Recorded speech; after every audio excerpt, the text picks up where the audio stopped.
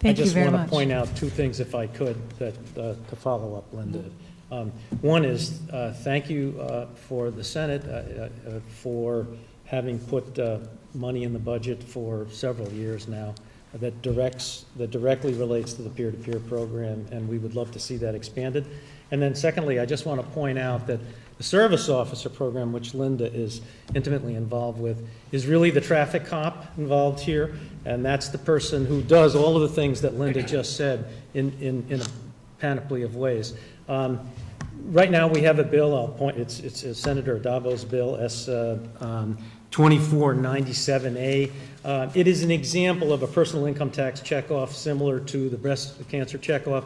It would raise perhaps around $500,000, but it's an example of our kind of, in some respects, maybe even naive way of approaching the funding. But if we ever had matching funding for that, wouldn't that be wonderful? We could put 20 to 30 more service officers on the ground. Thank you. Thank you. Just to, I guess, put the icing on the cake, one of the peer-to-peer services that is very strong in the community is the SAGE organization, and that's the Services Advocate for Gay and Lesbian, Bisexual, Gender Elders, and they are veterans. And we understand, again, trying to break down the wall of stigma. If a veteran even dares to say that they have a sexual orientation issue, it's like they're cut off from all services, and we don't do that. You know, as brothers and sisters of the services, we don't discriminate regardless of what gender you are, what service you are, or what era you were in conflict. We don't do that. You know what I'm saying? We treat everybody equally. And on that level, SAGE, that is working out of New York City, they're asking for $200,000 to continue doing what they do also. They would like to open up a location in the Rochester area to expand on their facility, which again, we sit here as a council and we stand behind them on that, because again, like I said, we are all brothers and sisters in arms. So with that being said, I hope that, you know, they can be honored that $200,000 to continue doing the fight and being on the front line like we are. Thank you. Thank you. So last but not least, Senator Larkin's bill adds a permissive component, and that is Senate 2206. It adds a permissive component to your program, your peer-to-peer program. It would allow people like Linda, service officers, to be able to move into credentialing if they so choose, but not to be a threshold of entry. Thank you. Sorry. thank you, Kirby. Yeah. I wish to thank all of the members of the New York State Veterans Council for being here today. And most of all, we thank you with all our hearts for your service to our country, for protecting our freedoms.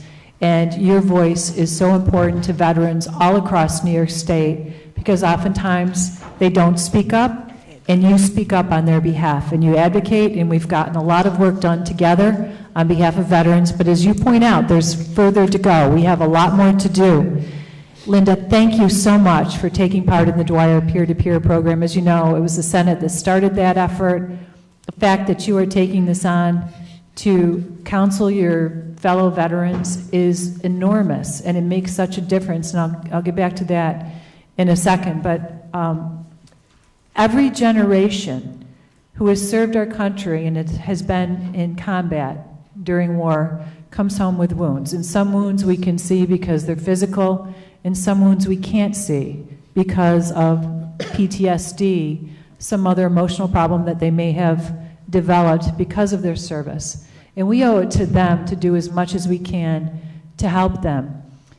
A few years ago, I was talking to a woman, and her brother had served in World War II, and he's since deceased, but she said after he came home, they had a whistling teapot, and her mother had to throw it away because every time the teapot came to a boil, it made that whistle, and it reminded him of incoming. And that's the kind of service and sacrifice that our brave veterans have made over the generations. And Linda, I want to ask you about this, because what we have found, you're in the military, you're trained to be a warrior.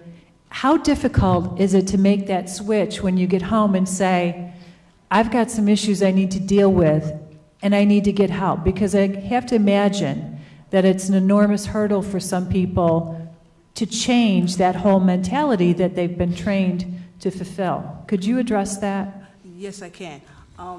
Like you said, it is a challenge because in the military they teach you to be self-sufficient a lot on everything, and when you go from military to civilian, you're still stuck in that militant mode. Everything that you do has a time basis. You wake up at a certain time, you eat at a certain time, you do something at a certain time. It is very hard to transition over because you're so stuck in that.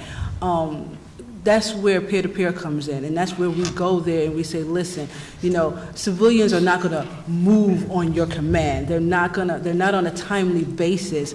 You know, if you ask somebody to do something and they don't do it, you can't get all upset. You can't start exploding. So it takes time. You know, some people can transition very easily, and some may take up to 6 months, maybe a year to do it. And then on top of that, we have to also know that these people are coming back now once their mind is starting to settle down. PTSD is starting to kick in. TBI is starting to kick in. Schizophrenia is starting to kick in.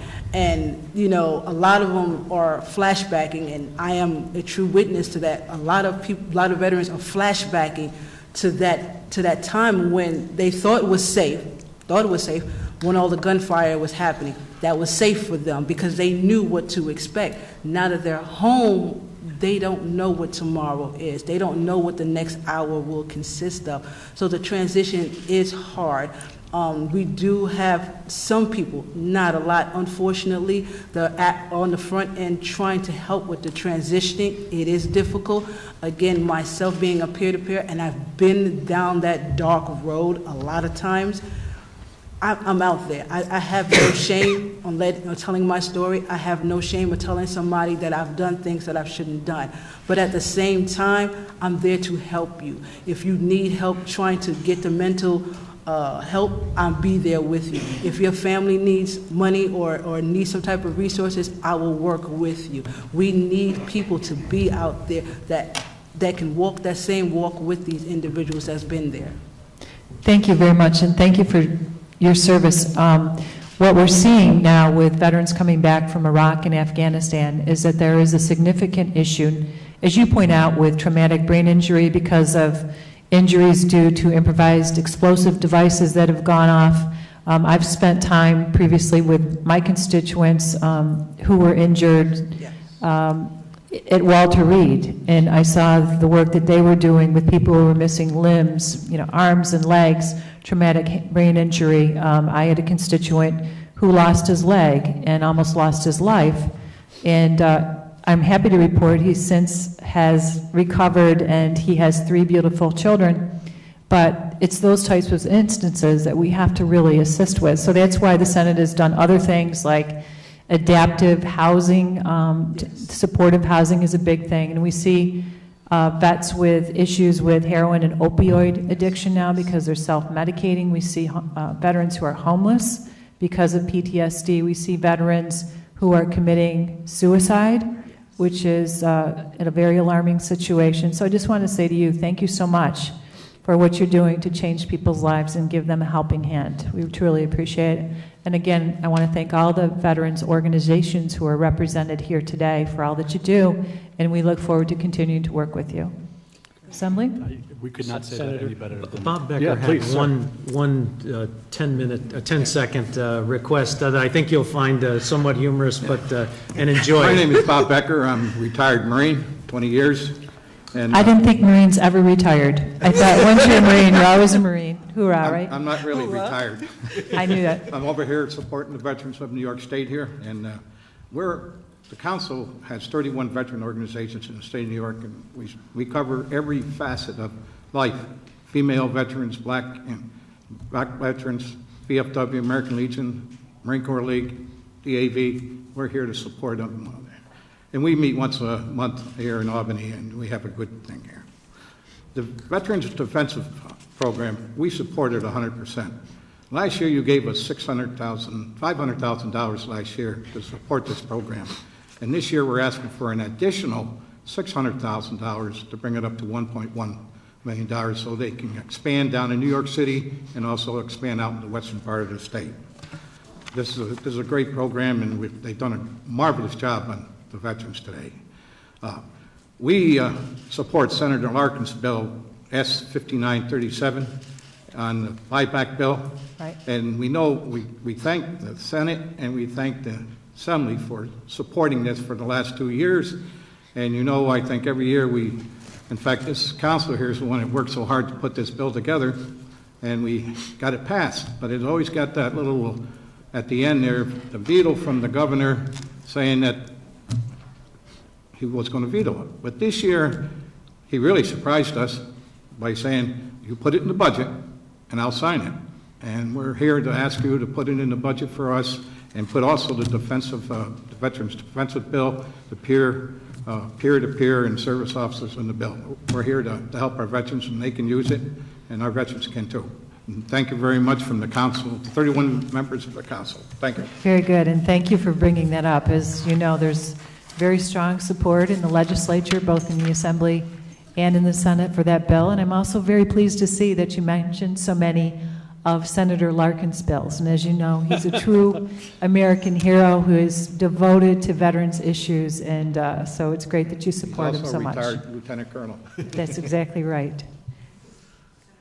Senator Savino. Thank you, Senator Young.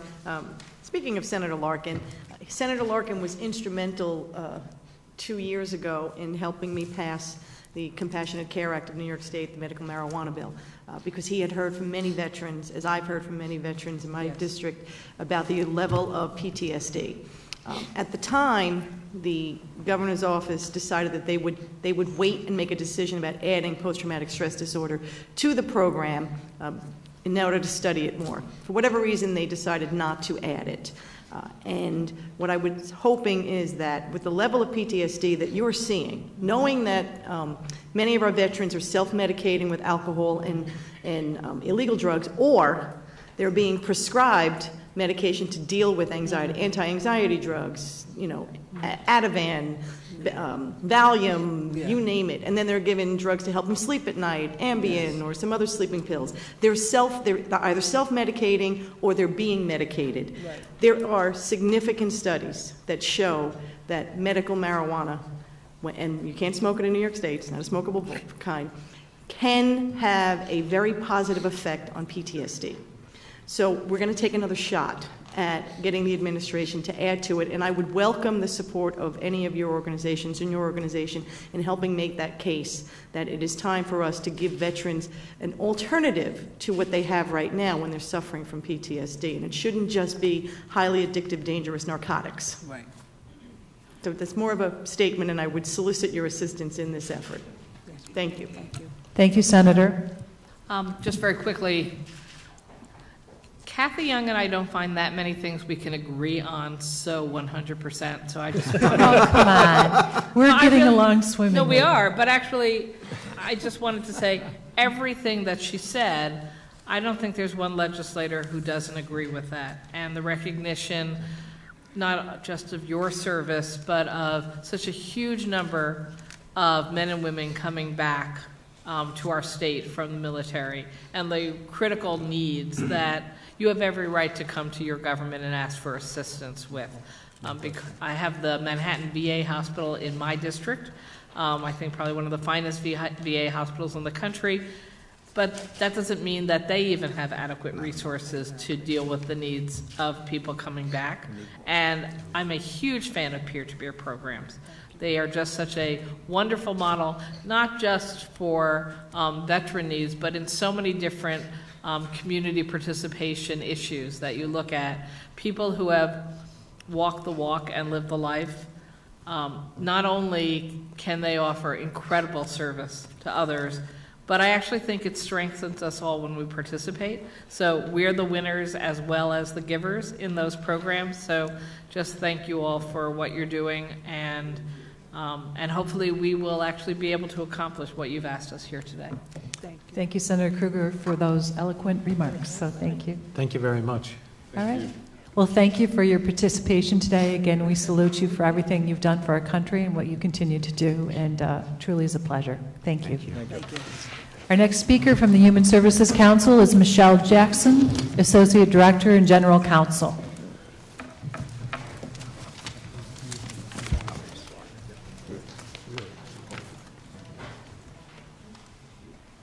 And following Council Jackson, we'll have from the New York Public Welfare Association, Rick Terwilliger, Director of Policy. So as I call your name, if you want to start to migrate down toward the front, we'll be able to expedite things. But I want to sincerely give my appreciation to Ms. Jackson. Welcome.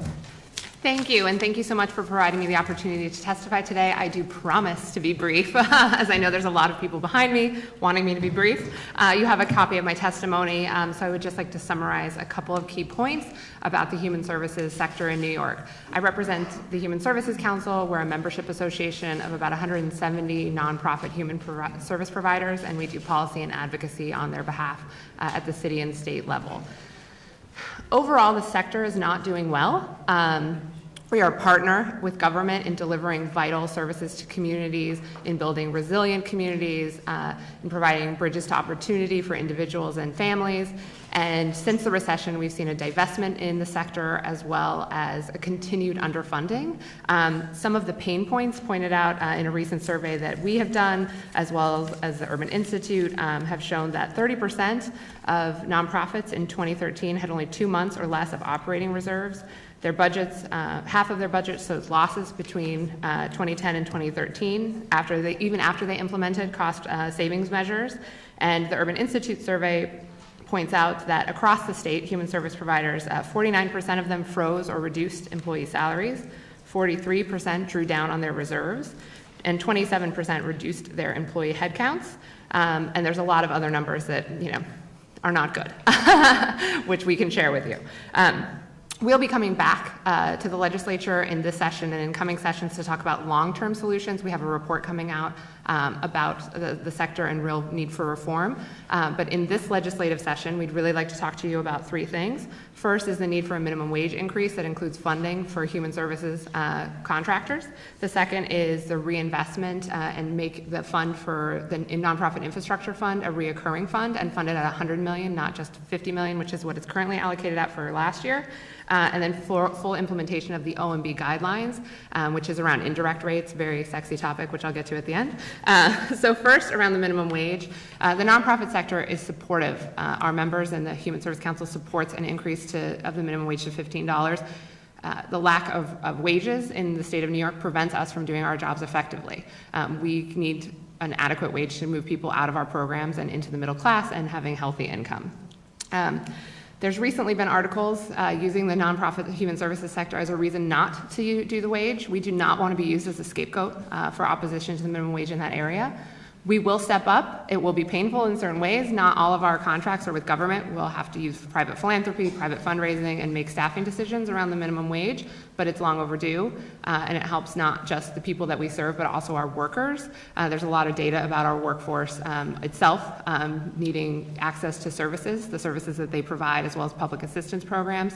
We are not a minimum wage sector, and yet the wages that we give to our staff often are minimum wage, not allowing for sustainable development within organizations. And so the minimum wage would be incredibly important to them.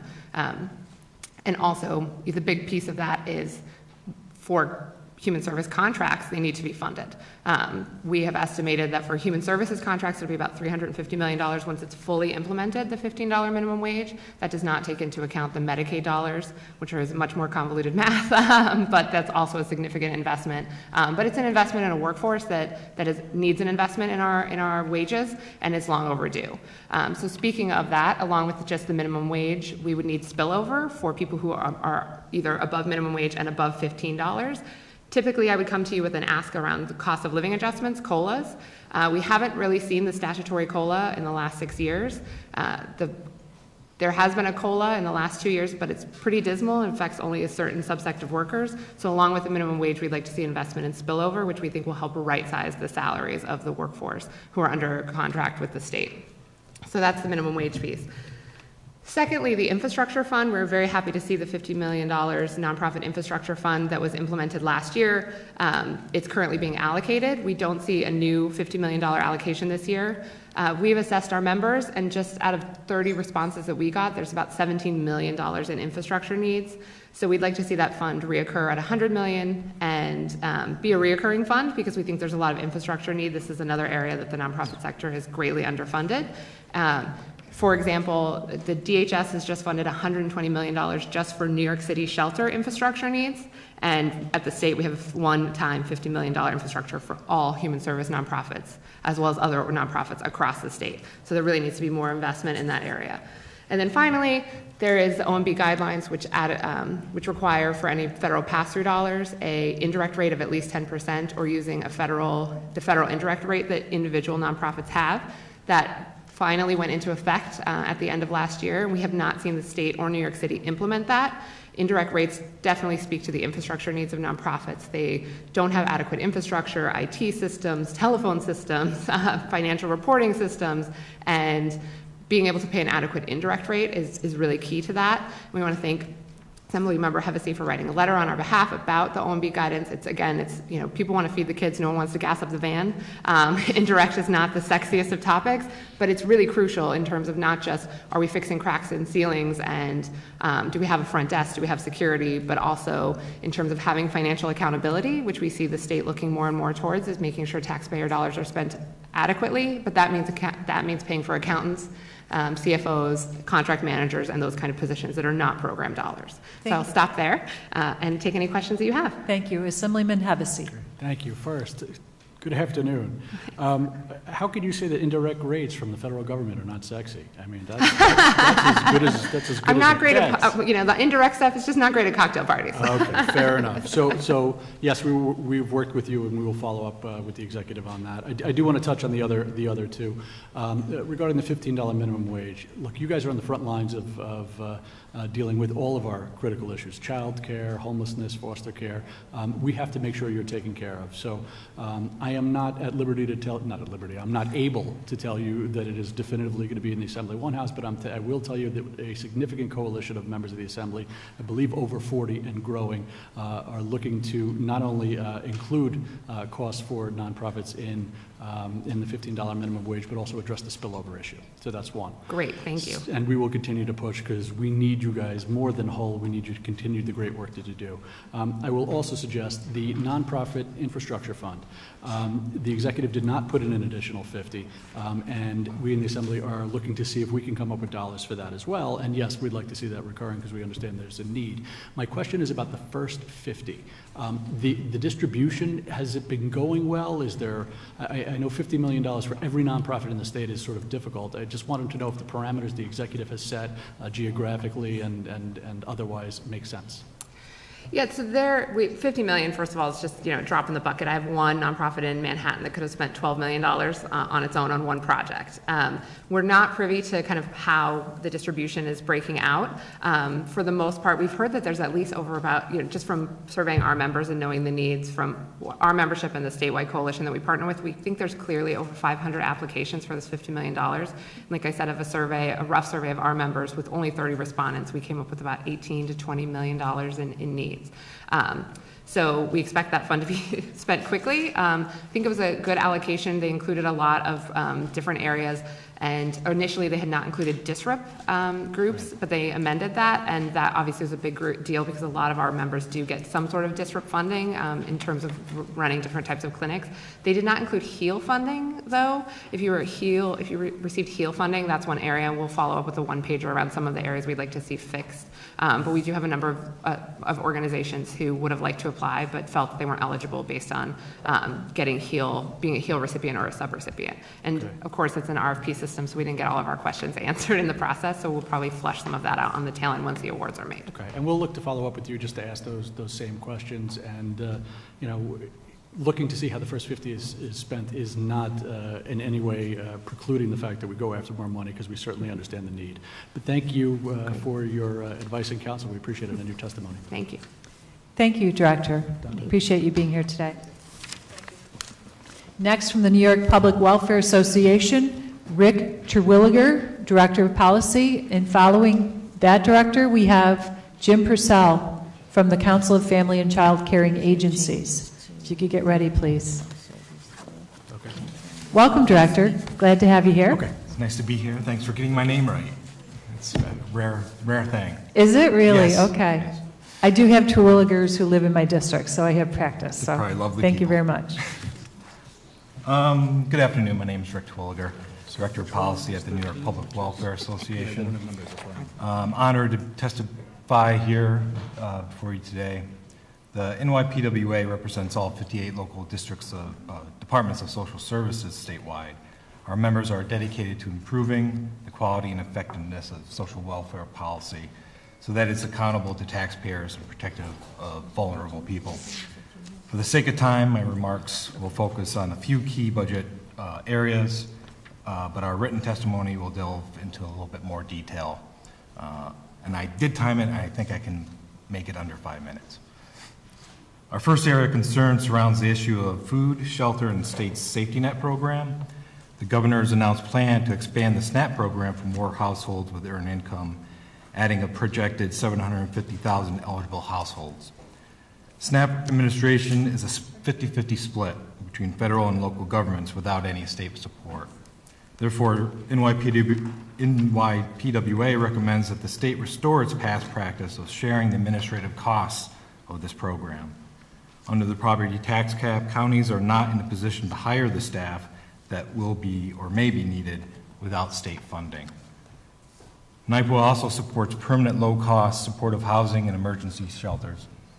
Local DSS commissioners are committed to serving people who are homeless and every other vulnerable person in New York State. The best way to keep people safe is to prevent homelessness in the first place.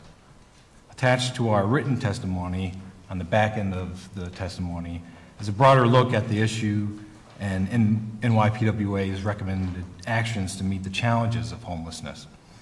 One of those recommendations is our call for a restoration of the state's commitment to safety net assistance.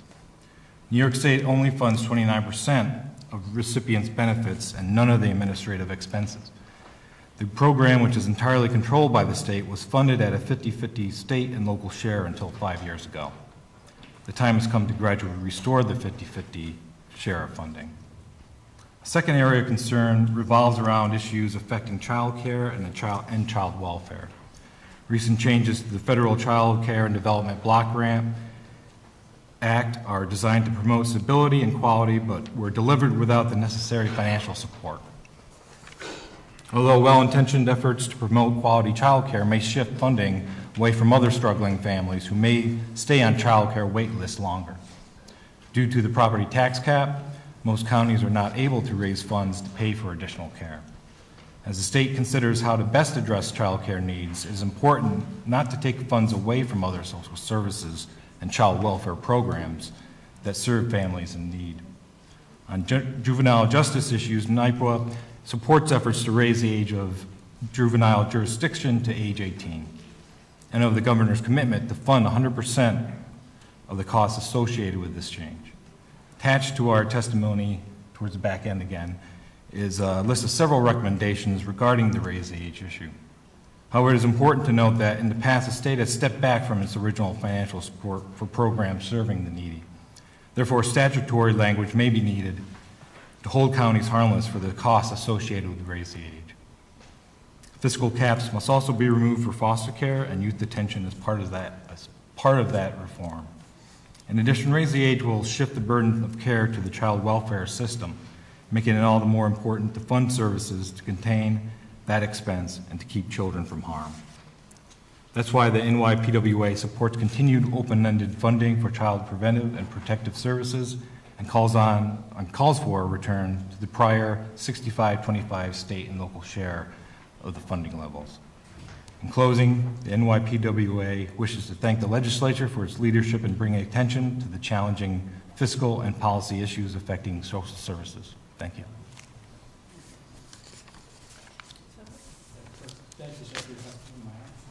Thank you for your testimony. Wow, that was aggressive. Let me start by suggesting to you one piece of your testimony, the safety net system. The Assembly is taking a very hard look at the rationale behind those percentages and maybe even beyond even the reason for the way it's funded right now. We will get back to you on that.